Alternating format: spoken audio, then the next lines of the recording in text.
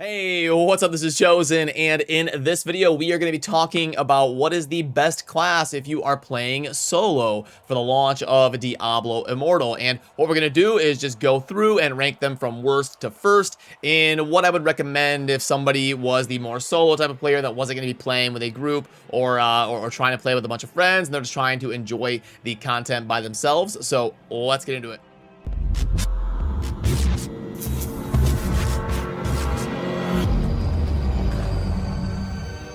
Alrighty, so now first of all, I do recommend, as long as you're into the social part of the game, I do recommend trying to get in a group and in a warband and take advantage of some of the clan benefits. It is an MMO RPG type of game, and if you don't have friends to play with or you need a group, just go ahead and join the Discord server down below. You can DM me, I don't care. I'll do anything I can to help you and bring you into the fold if you are looking for people to play with. But some of you are the more solo type, and there's nothing wrong with that. You can definitely play the game solo. Just wanted to get that out there though, but now I will dive into ranking these different classes and explaining to you the thought process. And as we dive into doing that, you will see that I got the different tiers here, S, A, B, C, and D. And I can honestly probably switch this to F.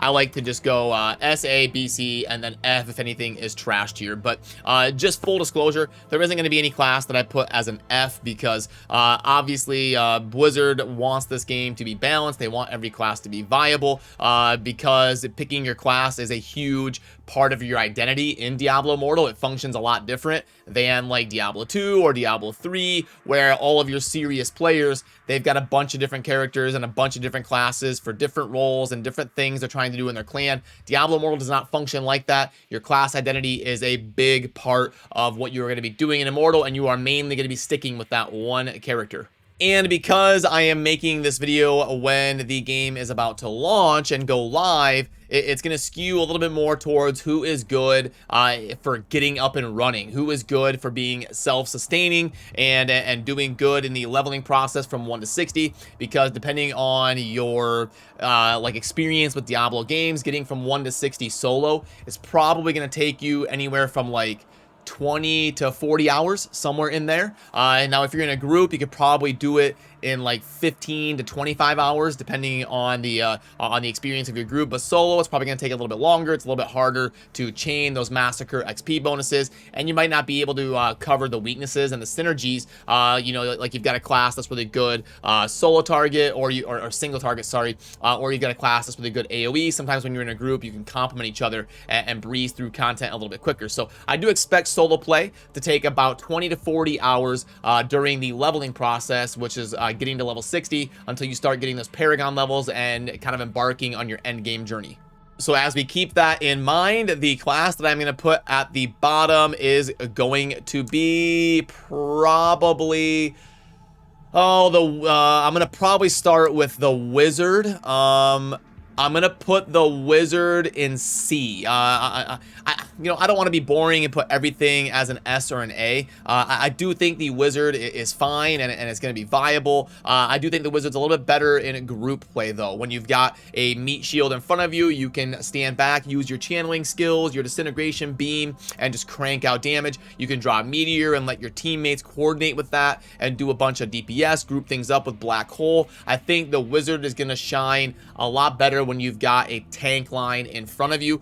So even though they can do a decent amount of damage with the way that they function around synergies and group play, I think I'm going to put them in the C tier for leveling solo and starting out on the launch of Diablo Immortal as a solo only player. And then next up, I am probably going to place the Monk probably in the B tier. So the Monk is fine. They can do a lot of damage. They are a melee class. They can get up in there.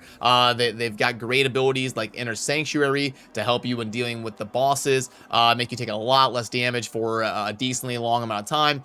They can group things up and then smash them down with like a seven-sided strike and crazy things to do a bunch of burst damage against trash mobs. So they're a B. I'm not going to put them as like a C or an F, but I just think the other four classes are probably going to shine a little bit more when it comes to solo play, at least when the game is early in its release phase. And then after those two classes, the Wizard and the Monk, I think All 4 of these classes are great choices for a solo player. All 4 of these classes are going to perform great, and I'm really splitting hairs. These are all 4 going to be S or A.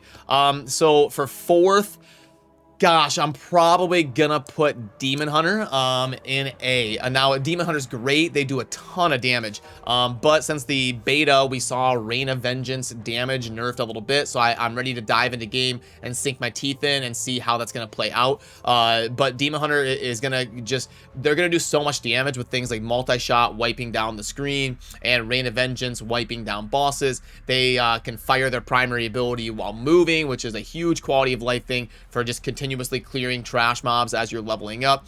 They get a really good legendary offhand called the Hungerer that will enable their primary attack that they are spamming while they're moving to pierce other enemies. So Demon Hunter is going to be great. The only problem is they are going to be a ranged class and they don't have a great mobility ability. Their Daring Swing is pretty underwhelming, probably one of the worst movement abilities in the game. So I can't quite put them S, but they are close. They are very good, and they're going to do so much damage that it's going to feel like you're doing really well in PvE content as a solo player. So nothing wrong with Demon Hunter, but I think the other 3 are probably going to be a little bit better for a solo player. Which means next up, I am going to start placing the Crusader probably right here at the top of A. So Crusader, they've got the Steed, the Draw and Quarter, which is one of the best abilities in the game during the beta. It has been reined in a little bit, but it's still very strong. So basically, the Steed is why I put the Crusader above the Demon Hunter.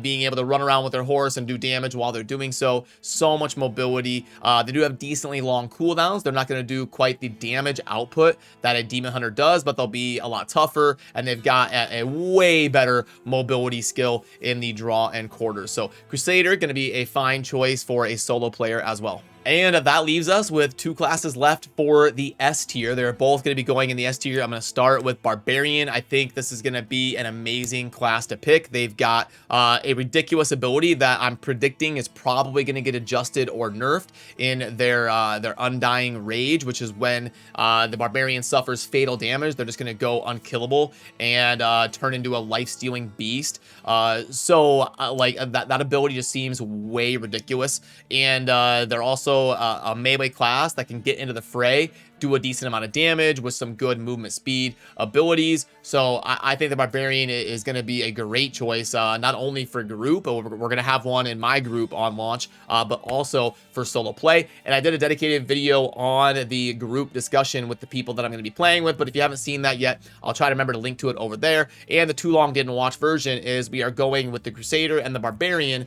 as our 2 melee classes, and then the Demon Hunter and the Necromancer as our 2 ranged classes, which leads me into number 1.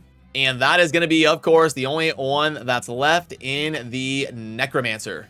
And now that we've got them all on the board, I can go ahead and zoom in on that, make it a little bit bigger for you there. So, all right, why Necromancer at number 1? So like I said, I want to skew this a little bit towards the game being fresh and the leveling process, that first 25-40 hours of your gameplay. The Necromancer is going to really shine there. They've got the bone armor, they've got the minions to do a bunch of passive damage. They can utilize corpses and do crazy things like chuck lances out of the corpses or turn them into poisonous clouds. And as a solo player, I think the fact that you've got all those minions at your side and the different utility of being kind of a hybrid, they're kind of a mid-range class. They've got one of the best primary ultimate abilities in the game with their Soulfire ability. So Necro just going to be a great choice for a solo player when Immortal goes live and you're playing that first like 50 to 100 hours of gameplay. So boom, there is the rankings according to me and what I know so far as we lead up into launch. If you are looking to enjoy the game as a solo player who isn't going to be in groups, and how I feel about them, I've got the Wizard in the C tier, the Monk in the B tier, the Crusader and the Demon Hunter A tier, and the Necro and Barbarian up in the S tier. Now I'm super excited. We've got a website launching like within 2 days where I'll have all sorts of articles laying the stuff out, all sorts of tier lists and resources and crazy things that we're going to be trying to innovate as fast as possible to help people on their journey in Diablo Immortal. And like I said earlier in the video, if you are a solo player right now, but you are interested in playing with other people, go ahead and join the Discord server down below. Subscribe to the channel. I'm always here to help you and do what I can to give back to the community. DM me, it won't bother me. I'm happy to help in any way I can. But that'll do it for me on this one. And as always, thank you for watching. Have a good rest of your day. Peace.